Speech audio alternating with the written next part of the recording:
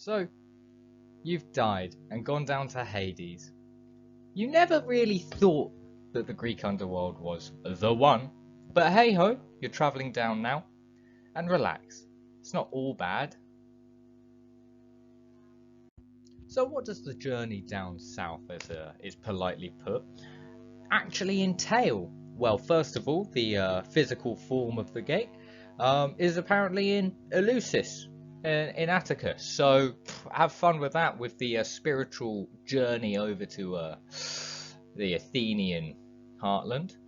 But really, you're going to have your descent. You're going to be falling through rock, just really having a rough time of it. You're going to go past this three-headed dog. I think he's called Spot. You're never really going to know until maybe a couple of seconds later. You're going to get to the beachhead or the riverhead or the riverside or the river beach or whatever you want to call it. All that really matters is there's going to be a lot of souls down there.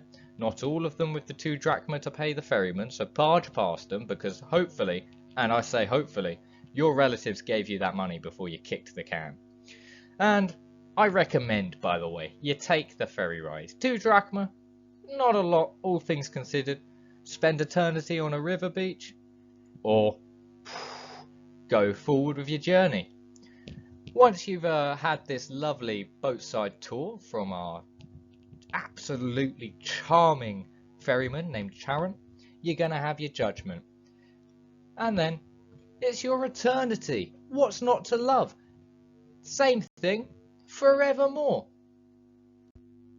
Just in case that description wasn't enough for you here on the journey, just to let you see, right at the far end here, we have your 3 judges, and you want to get to that point. So, you've fallen down. Like we said, look at all these lovely chappies. It is possibly the best roller coaster, and the last roller coaster, you might ever take. Then, you go past Cerberus. Lovely dog. Don't worry, doesn't bite. Unless you're trying to leave without permission from the big man Hades himself. In which case, your soul's gonna get eaten. And here we've got Charon. What a friendly man. Wouldn't you like him to ferry you across? Don't know about the skulls, not particularly sure they're historically accurate, but they look nice, don't they? And there you've got your judges. So, who are your judges? Well, it's quite simple. You've got a lad named Minos. Might have heard of him from the Minotaur. And he's generally your central one. He's the final boss of this judgment life. Then you've got Rhadamanthus. Was king of Crete. We're going to touch on that in a second. Don't worry about him. But alongside the 2 of these gents, we've got Aeacus. Please forgive me, Greek speakers, if I pronounced that wrong. But I think this picture really does them some sort of justice. 3 judges of the underworld, your makers. You'd be fooled to think Hades or Persephone, they do the job themselves. They are monarchs of the underworld. They do not do anything. They sit there and look pretty, and what more can we expect from them? So, it's Minos. Yes, that one with the Minotaur, the one who sent kids down from Athens to be eaten by the Minotaur. And given that bovine creatures are generally speaking herbivores, I'm beginning to think that that Minotaur down there was just malnutritioned, should have died from malnutrition, and was just a bit angry that his father-in-law, I guess, just didn't feed him right. But here we've got a quote, Virgil Aeneid. The Romans, they really liked romanticizing Hades, and not Hades the person, the down below place, the underworld, the Eto, I'm the Dedio, yeah. They like writing about them. So we can see here, Minos, the strict inquisitor appears, and lives and crimes with his assessors hears. Round in his urn the blended ball he rolls, absolve the just and dooms the guilty souls. Gotta give it to him, great poet, love a bit of rhyming. But, Minos is kind of the last guy. We've started off with the last one because he's the most important. If you come across Minos, you've been past the other 2 judges. They've sort of went, you're not really that good of a person, not really a fan of you, and you get sent to Minos. And Minos's job is to sit there and go, well, you know what? You murdered a few people, but I understand the reason. And he'll put a nice little black mark next to your name. And that black mark's going to be important later on. But next up, Rhadamanthus. Bit grim, he's the stern one. He was once a wise demigod, king of Crete. But now, I can't really call it a promotion. I suppose he's immortal and has a job to do. But don't think that's what most people want in late stages of life or on life. So, Virgil Aeneid again here. These are the realms of unrelenting fate, and awful Rhadamanthus rules the state. He hears and judges each committed crime, inquires into the manner, place and time. The conscious wretch must all his acts reveal, loath to confess, unable to conceal. So Rhadamanthus, his role, he's sort of the next guy before Minos. You know, again, he's just going to hear you out. He's kind of, you know, you're a bit of a bad person, alright? You're a bit bad. And he's going to hear out your crimes and he's go, well, you're not sort of redeemable. I don't really trust you with going to Minos. Not that. You're just... he sends a little message off. He goes, oh, Minos, mate. Here's another one. You know, but really, he just kind of sits there. It's not really like a Minos. Minos often will head his own jury, his own people. And, yeah. That's what, that's kind of Rhadamanthus. Pretty sweet. But, Aeacus. He's a notable one, if you weren't aware. He is not really put too well in Gorgias, but it reads nicely. I would read this for you, but I'm going to give you a moment here to read it yourself.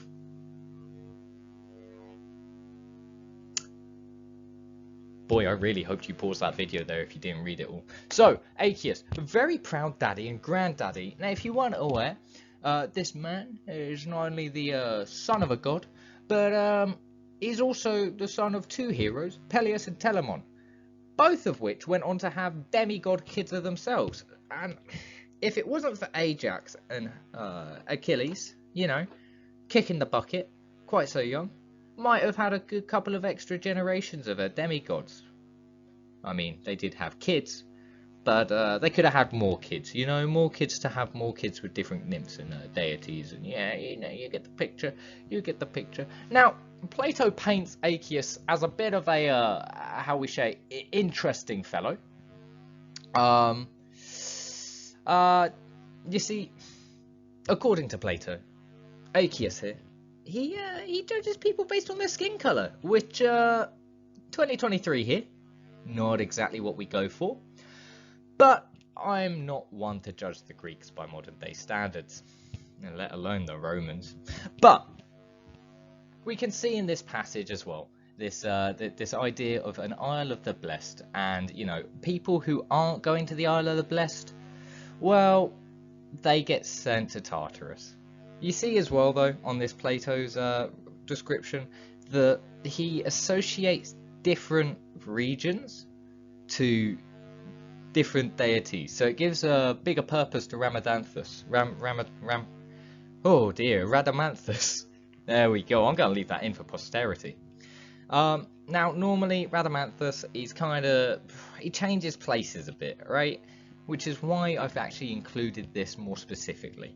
Normally, he's kind of going around actually overseeing the punishment, being a bit of a stern gent. But here, we can see him judging everyone from Asia. Quite a large region, Asia, as well. Whilst Aeacus, he gets Europe, and he just gets to be a bit of a bit of a judgmental guy with it based on the skin tones. But we just keep rolling, and like I said, well, like the text says, at the end of it, they get sent to Minos, the big honcho, and he gets to decide. So going forward, following on from that, continuing, as they say, we have the Isle of the Blessed. Now, the Isle of the Blessed is a really like place. I've said, you know, it's like motto. You say it twice, it's just so good. It is more like Isle of the Blessed. But it is sunshine and rainbows. You get a nice little island with all your lovely heroes, all the virtuous Greek characters, and might we add in here that virtue in the Greek world was a concept called kleos. So it's not exactly what we'd be considering as virtue by the modern day standards. It's more like you're a brave warrior, you know, you didn't murder your best friend, you offered house gifts to famous guests, or, well, any guests really, you know, you're a great person, and you're dead, and you're here. You just get to chill, you get to have a Bacchanarius, you know, every couple of days. Maybe Hades will appear, unlikely, but it's not too bad. And on the flip side of that, you have Tartarus. Now, Tartarus, my friends, it's just pain. It's pain. Pain. Do not go to Tartarus. Do not even think about visiting Tartarus. Just don't. Alright? Look.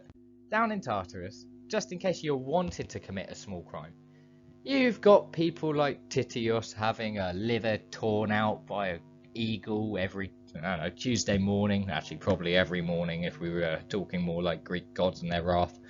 We got Tantalus. Man thought he could serve up a spicy dish of his own son to the gods. And the gods, well, except for Demeter, who was just too hungry, really did not like that. Demeter, she took a small chunk of his Tantalus' son's shoulder. Some might say it was tantalizing. But when he was brought back from the dead by the gods going, oops, sorry your dad did that, not really what we were expecting, here's your life back, we don't have your shoulder, so here's one made of ivory. Don't ask about the physics of that, just kind of be how it be. And then we've got Sisyphus, you know, committed a great crime. You can read about it if you'd like. It's quite interesting. Basically though, don't upset the gods. One of these gents stole fire. The other gent served his own son up for cannibalism. You know, it's not a fun existence, is it now? But yeah, they might have upset the gods, but you've got plenty other characters down here. Titans serving their punishment, everyone that's bad and not approved by, what are they called? The judges, the guys we just talked about. So, Tantalus, I'd say he's got the worst of it, right? Think of yourself like Tantalus. You know, you've done this horrible thing, this awful crime. You've killed your own son, served him up at dinner. Awful person, that. Well, do you want to know what his punishment down there is? Quite fitting, really.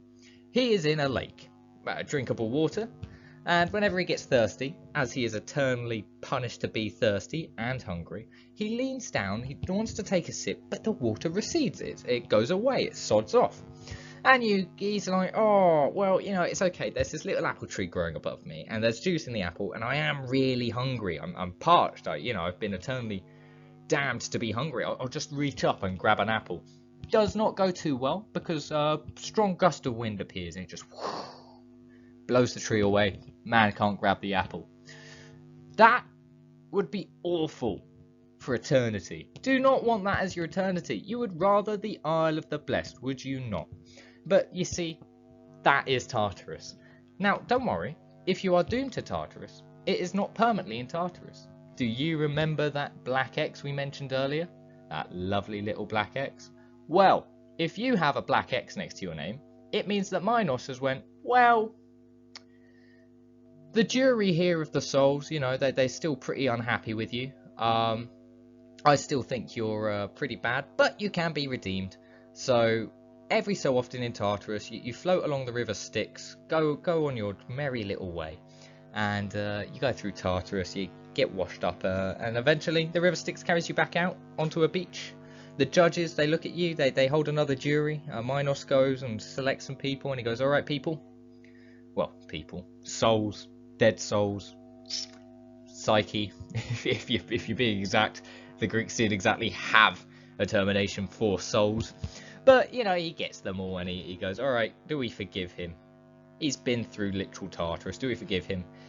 If yes, you're allowed into the Island of the Blessed, the Island of the Best. Oh, what's not to love? If no, you get chucked back into the river Styx to go through it again. So, if you want a conclusion from this, get Kleos, Greek form of glory, or just don't die. It's rather simple. To finish it off, you're going to start off, you're going to fall down, you're going to go past a mighty fine dog with 3 heads, you're going to go across a once in a lifetime or once in an unlifetime river journey, you're going to get judged by 3 happy chappies who used to be kings and all described as fair kings, and they're going to decide your fate.